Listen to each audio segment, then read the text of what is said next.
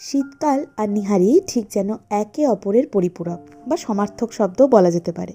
মানে শীতকাল এসেছে আর নিহারি খাওয়া হবে না, এমনটা তো হতেই পারে না। বহু বছর ধরে আমি ভেবেছি যে একটা না একটা শীতকালে নিহারিটা খেতেই হবে, আর এতদিনে সেই সময় এবং সুযোগ এসেছে আমার কাছে। কলকাতার বহু জায়গাতেই নিহারি পাওয়া যায়, তবে আমরা চলে গিয়েছিলাম পার্ক সার্কাসের দ্য হাজি সাহেবে।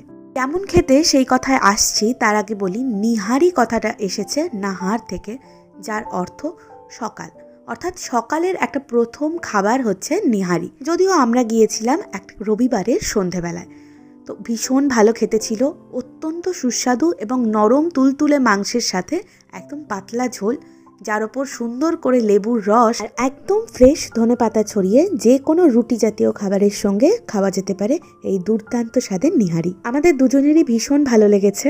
তবে আপনারা কারা কোথায় নিহারি খেয়েছেন আমাদের জানাবেন তো।